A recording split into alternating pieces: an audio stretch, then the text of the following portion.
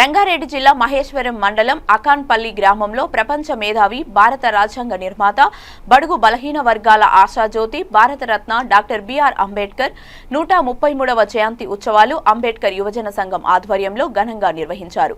ఈ సందర్భంగా వారు మాట్లాడుతూ స్వేచ్ఛ సమానత్వం కోసం బలహీన వర్గాల అభ్యున్నతికి అలుపెరుగని పోరాటం చేసిన గొప్ప వ్యక్తి మహానీయుడు అంబేద్కర్ అని వారు కొనియాడారు. ఈ కార్యక్రమంలో అన్నదాత బొల్లెపాక రాజు, విజేందర్, ప్రభు, జితేందర్, సికిందర్, ప్రదీప్, భరత్ ముఖ్య నాయకులు పాల్గొన్నారు.